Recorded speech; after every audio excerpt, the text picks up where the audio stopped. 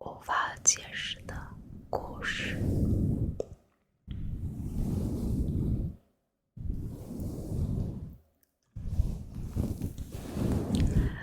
玉水站位于首尔市城东区，作为韩国地铁3号线的一个普通车站，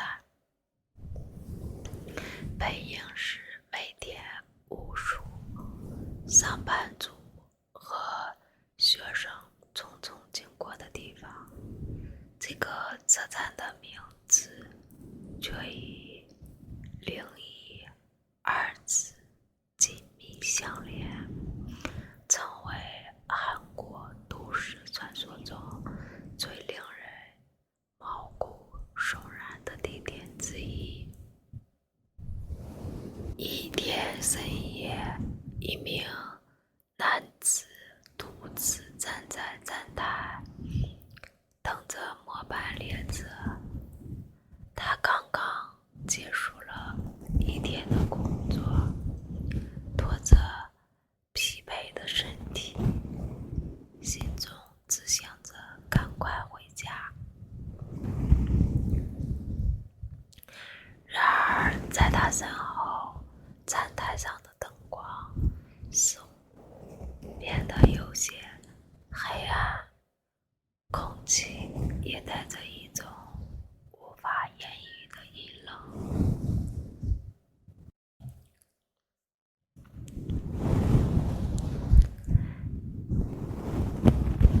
一直的环顾四周，发现整个车站空无一人，只有远处的自动售货机仍然亮着幽幽的灯光。就在这时，一阵轻微的脚步声从站台的另一侧传来，那种声音不急不缓，像是有人正在慢慢的靠近。他猛地回头，却什么都没看到。车站的广播播放着列车即将进站的提示音，然而那阵脚步声依然持续着，仿佛在他耳边回荡。他开始感到不安，甚至觉得自己是不是太累了，产生了幻觉。就在这时，他突然听见一个低沉的叹息声，就像是有人站在他身后一样。他猛地转身，却依然什么都没看到。但是他的背后开始渗出冷汗，心跳加快，直觉告诉他这里有些不对劲。列车缓缓驶入站台，他终于松了一口气，赶紧走向车门。可就在他踏进车厢的那一刻，窗户的玻璃映出了一张陌生的脸。那是一张惨白的女人脸，眼神空洞，嘴唇微微张开，仿佛就要说些什么。他惊恐地回头，却发现身后什么都没有。他的手颤抖着抓住车厢的扶手，心跳如擂鼓。他想告诉自己这只是错觉，但那张脸的影像仍然清晰地留在脑海中。他低下头，不敢再看窗户的反射，直到列车站驶离玉水站，他才敢抬起头。事后，这名男子将自己的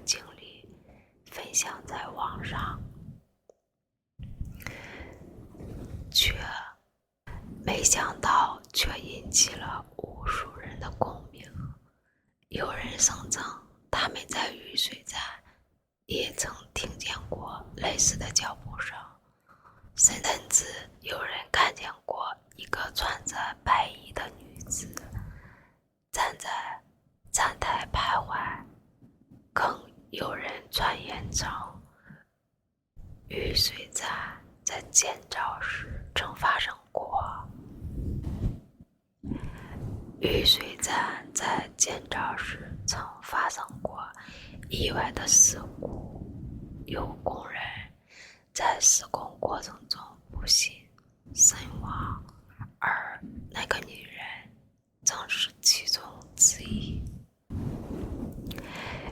一些地铁员工也开始流传关于玉水站的怪异事件，有值夜班的员工表示，监控画面中曾出现过一个诡异的黑影，当他们去现场勘察时却什么都没有发现。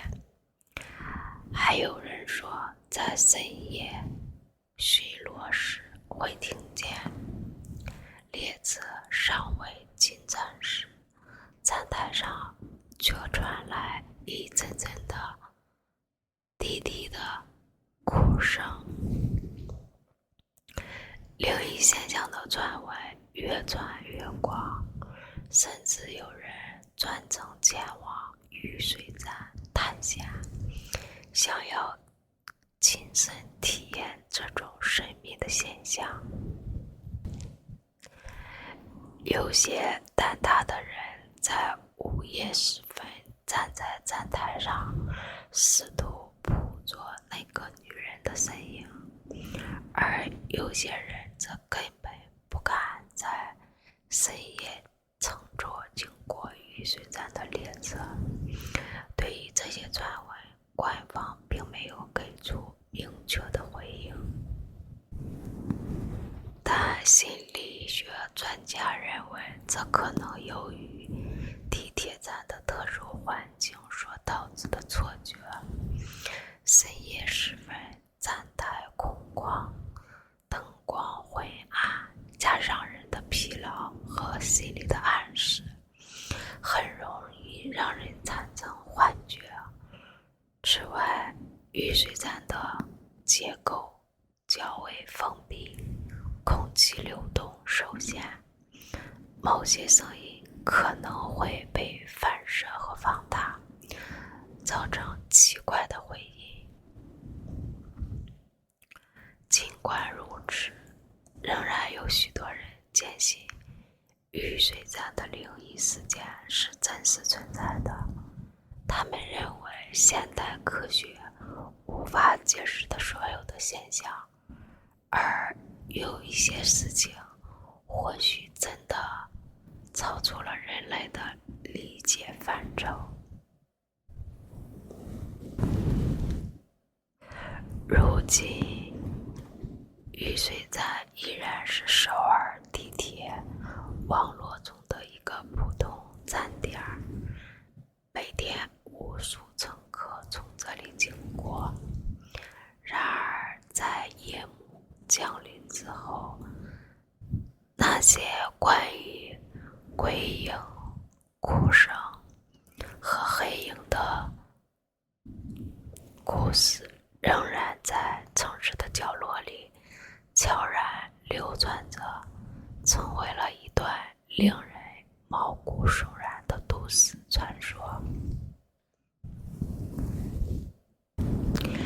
1991年3月26日，这一天原本应该是韩国大邱市城西区的一个平凡春日，但对于5个家庭来说，这一天却成为他们噩梦的开始。那天正值韩国地方选举日，学校放假，5名小学生结伴外出，兴冲冲地前往位于他们家附近的卧龙山又称龟背山，打算去山上寻找青蛙。这5个孩子分别是13岁的宇泽元、12岁的赵虎元、4岁的朴灿人、10岁的金钟子和9岁的金英奎。他们彼此是要好的玩伴，家住的也很近。上午9点多，他们带着小童兴高采烈地出门，没想到这一去竟成了永别。时间一点一点地过去，孩子们却迟迟没有回家。起初家长并没有太过担心，认为他们只是玩的忘记时间。但当天色渐晚，5个孩子依旧毫无音讯时，焦急的家人们开始四处寻找。起初他们沿着孩子们平常去的地方寻找，一路呼喊孩子们的名字，但没有任何回应。家长们焦急万分，立刻向警方报案。然而警方最初认为孩子们可能只是贪玩，决定先观察一晚。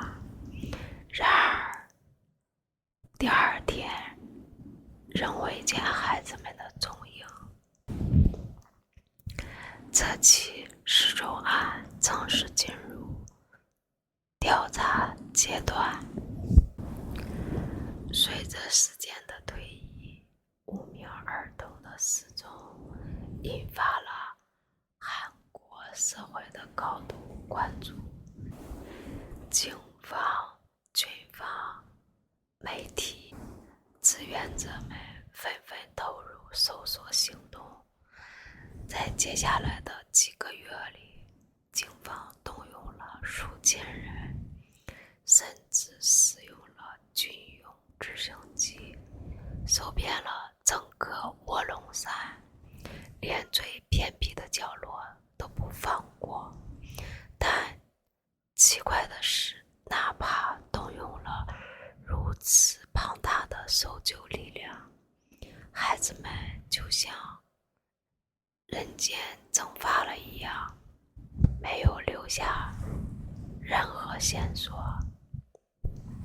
警方甚至派遣潜水员检查附近的水库，但依旧一无所获。这起案件被媒体称为青蛙少年失踪案，因此最初家长们认为孩子们是上山抓青蛙才失踪的。案件引发了全国性的关注，甚至韩国总统金泳三也下令要彻查此案。时间过去了11年，案件始终毫无进展。5个家庭的漫长的等待中，几近绝望。2002年9月26日，一名登山者在卧龙山的一个偏僻山坡上发现了部分颌骨。警方接到报告后立即赶到现场，并最终确认这些骸骨属于1991年失踪的5名儿童。更令人震惊的是，衣盒上的迹象显示，他们并非死于意外，而是被人杀害。尸检报告显示，部分为伊和的头骨上有明显的钝器伤痕，意思是被凶器重击头部致死。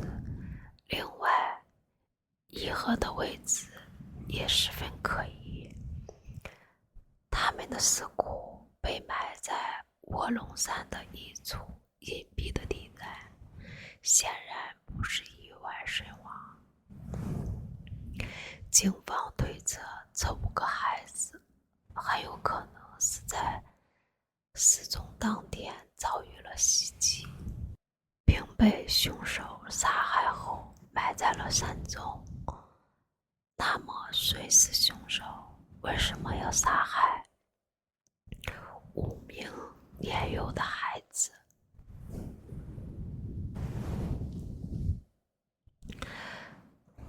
军方误杀，有人认为孩子们可能在山上误闯了军事禁区，目睹了某些秘密演习或者军事行动，最终被军方杀害并掩埋，但军方始终否认这一说法。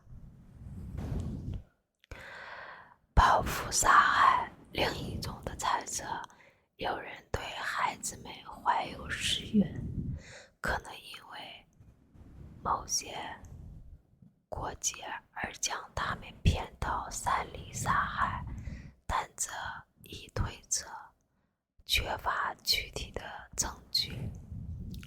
也有人认为是连环杀人案，这起案件可能是连环杀人案的一部分，凶手可能是惯犯，专门针对儿童下手。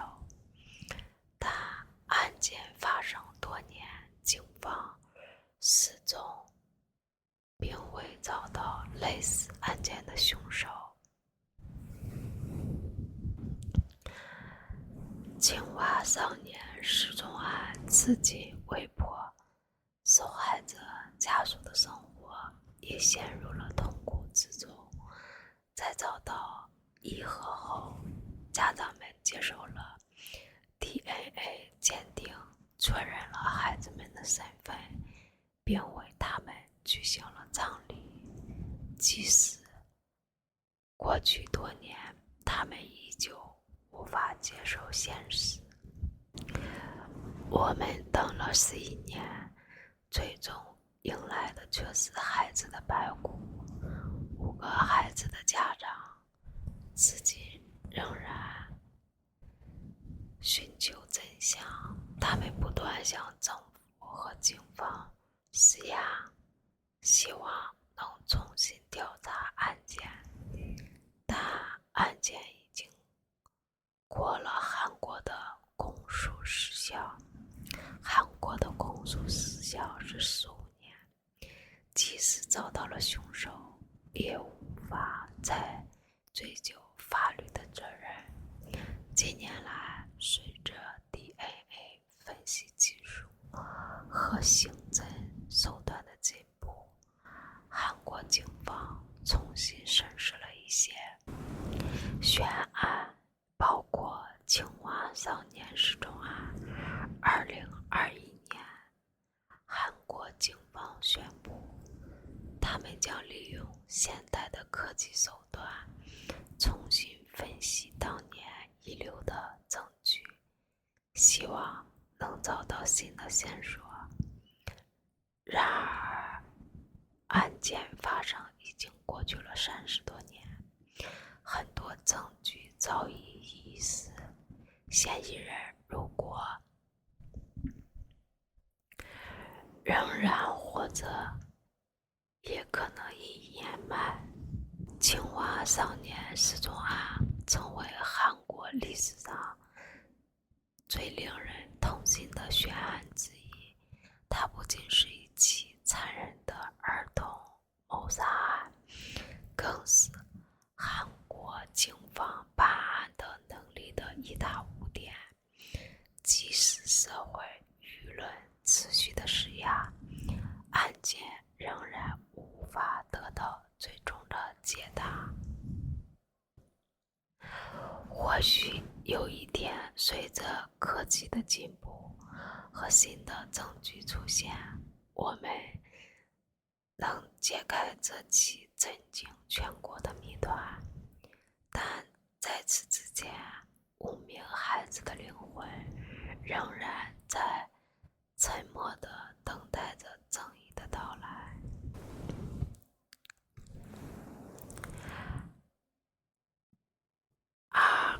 二高地事件发生在越南战争期间，是一段被历史尘封的神秘的经历。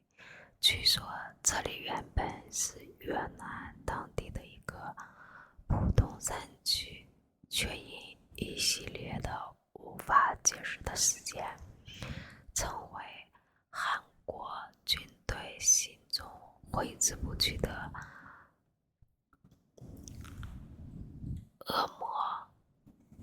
韩国士兵在这里遭遇了种种恐怖的经历，甚至惊动了当时的韩国总统朴正熙，并被列为最高军事机密。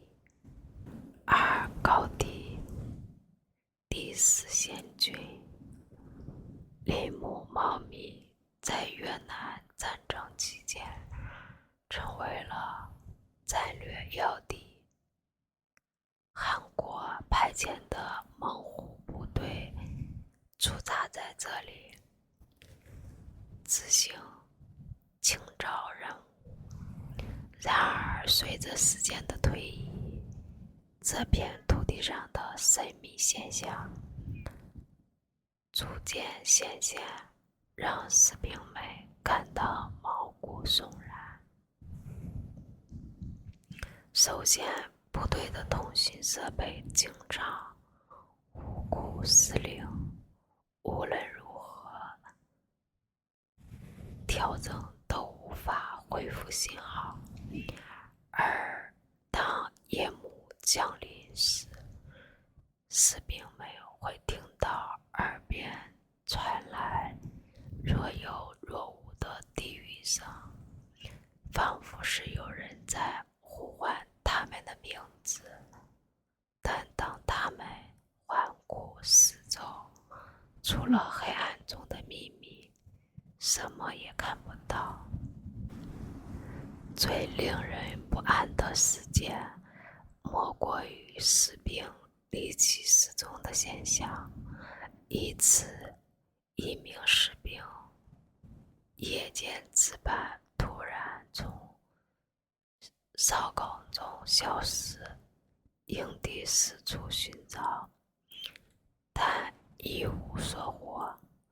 第2天清晨，他的尸体被发现倒挂在附近的一棵大树上，全身毫无伤痕，表情扭曲，仿佛经历过极大的恐惧。类似的事情接连发生，士兵们渐渐地陷入恐慌。更诡异的是，每当失踪事件发生前，营地的无线电设备都会收到断断续续的求救信号，然而信号源却无法追踪。有一次巡逻队进入丛林执行任务，却整整3天毫无音讯。当他们终于返回时，每个人都面色惨白，眼神呆滞，仿佛经历了极端恐怖的事情。然而他们却无法回忆起这3天到底发生了什么。一名士兵在回到基地后，开始表现出异常的行为。他不断重复的喃喃自语，像是在和某种看不见的存在对话。7天后，他在宿舍内自缢身亡。遗书上只写着：“他们正看着我们。”高地事件在部队内部引发恐慌，士兵们开始传言这里是归于越南战争前这片土地上曾爆发过激烈的战争，死去的士兵冤魂未散，仍在徘徊。随着事件的不断升级，最终消息传到了韩国总统朴正熙的耳中。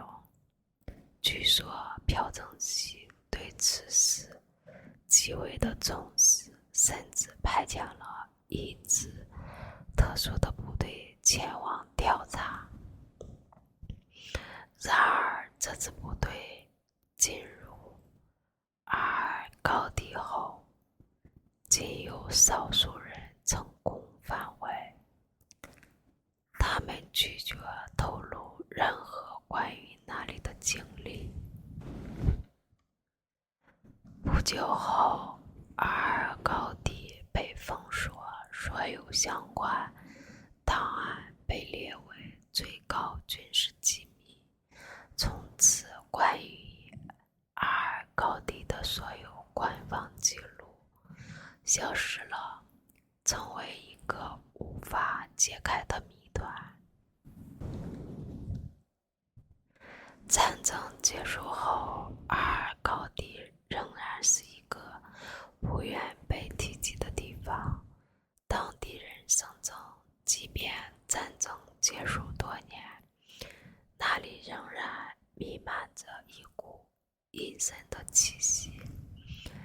猎人经过时常常听到的耳边传来低语声，甚至在夜晚看到迷雾中若隐若现的身影。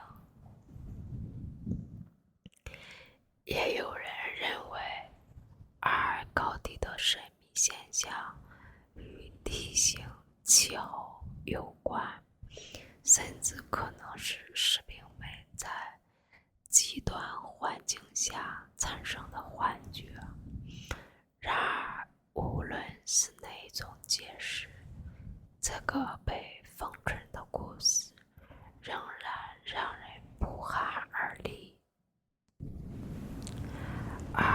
高地事件究竟是未解的灵异谜团，还是被掩盖的战争秘密？或许真相永远不会浮出水面。